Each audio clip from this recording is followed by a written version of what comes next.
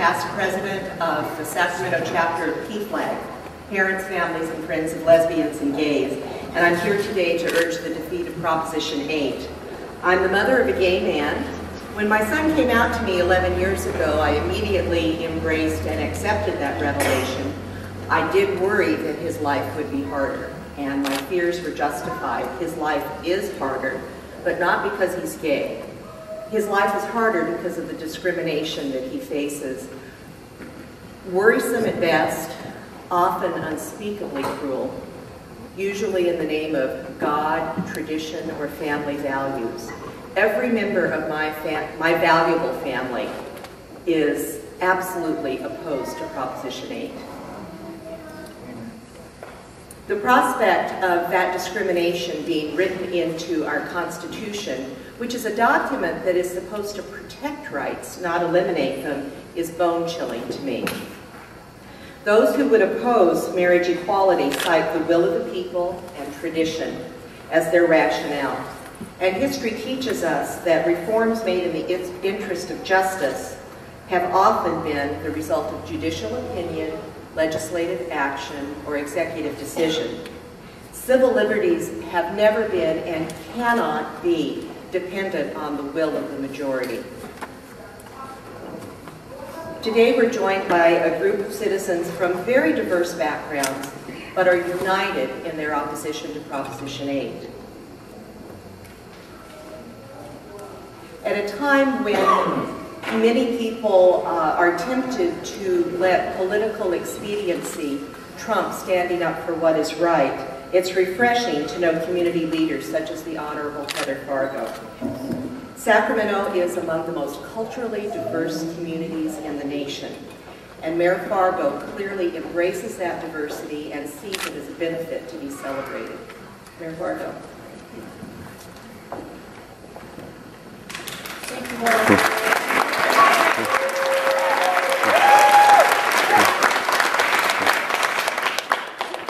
Being here today.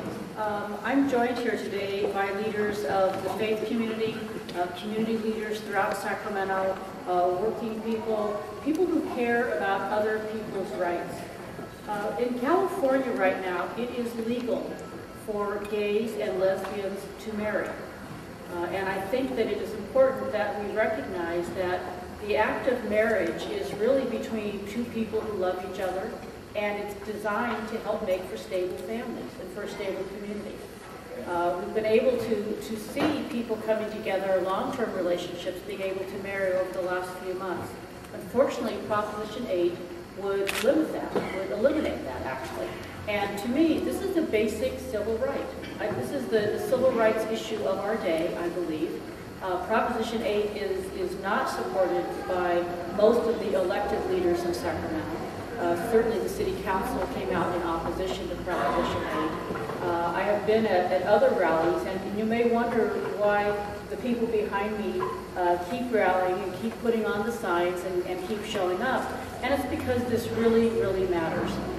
I think that for those of us who believe in families, who believe in marriage, who believe in love, who believe in civil rights, the right way to vote here is to vote no on Proposition 8. And I'm really proud to be here standing with all of these good people, solid members of our community, who I want to feel welcome not only in Sacramento but in California.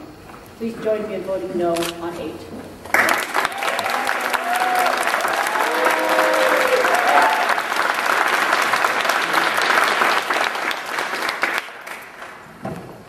Carey Park chose a profession that requires her to put her life on the line for all of us to protect us. She serves as a reminder that those who would be wronged by the passing of Proposition 8 are not an atypical group. They are human beings that are found in every profession, on every block, in every walk of life. And I'm very honored to introduce to you Carey Park, a firefighter in our community.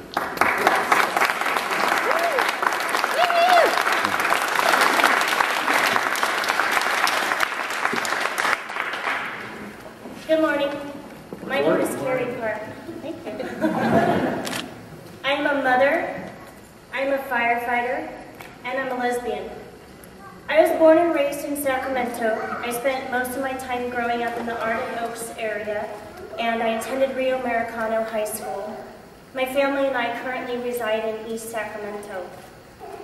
I have been a firefighter and a paramedic with the City of Sacramento for the past 8 years. My first in district includes the state capitol, many of the downtown high-rises, as well as residential homes. My partner Denise and I have been together for 8 years, and together we parent our beautiful 2-year-old son, Drennan. Denise and I plan on marrying before November 4th. I am here today to ask you to vote no on Proposition 8. All I'm asking for is basic human rights and protection that is afforded to every family that I fight to protect.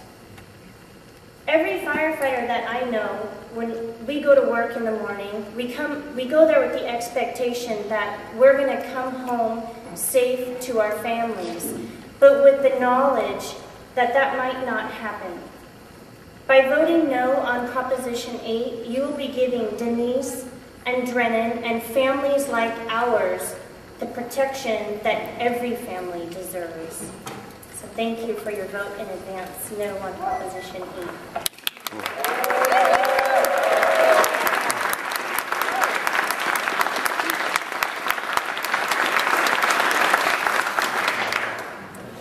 Labor unions have a long and proud history of rooting out injustice and advocating for fairness that goes beyond wage and hour issues. Unions have traditionally been at the forefront of every civil rights movement.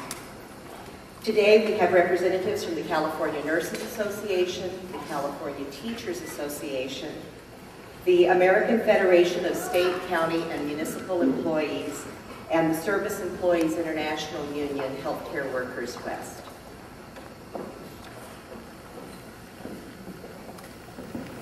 Good morning. My name is Mary Dick. I'm a classroom teacher and a member of the California Teachers Association. I stand here along with everyone here today in opposition to Proposition 98. Oh, sorry, 8. That was a slip. Sorry, I do like 98. Prop 8 is unfair, it's wrong, and it's unnecessary. CTA believes that all people should be allowed equal protections under the law. California's Constitution should guarantee the same freedoms and rights to everyone. No one group should be singled out and have their rights taken away. Proposition 8 mandates one set of rules for gay and lesbian couples and another set of rules for everyone else. That's not fair. California laws should treat everyone equally. CTA policy states that, quote, the legal rights and responsibilities of marriage and civil unions belong to all adults, regardless of gender, race, ethnicity, sexual orientation, disability, religion, or socioeconomic status. And if you see the ads, don't believe them. We're asking voters not to believe the misinformation in the yes ads. Proposition 8 will not affect teaching in our schools. That's a lie crafted to scare people into voting for Proposition 8 and stripping Californians of rights they already have. Not one word in Proposition 8 mentions education, and no child can be forced, against the will of their parents, to be taught anything about health and family issues at school.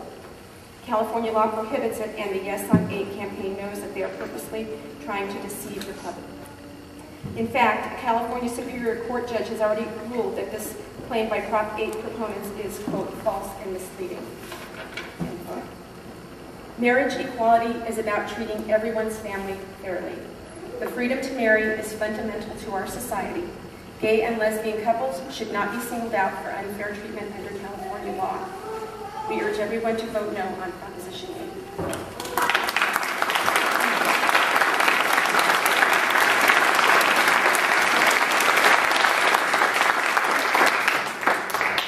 Good morning. My name is Michael Bolden. I'm an advocate for the American Federation of State, County, and Municipal Employees. Gay and lesbian individuals are part of our community. They're not a second-class citizen. And just like us, they work, pay their taxes, pay their bills, struggle with the increased costs of the necessities of life. They're friends, family members, co-workers, and neighbors. They're human beings. And that's why this initiative is so troubling. Rather than see these individuals as members of society, this initiative would rather make them outcasts of society. It is time that our society rise above the fear, the discrimination, the hatred, and the classism, and respect people for who they are, not because of their sexual orientation or their beliefs or lifestyles. Regardless of your philosophical, moral, or religious convictions, at the end of the day, none of us are in a position to pass judgment on anyone. We ask you to vote no on Proposition 8.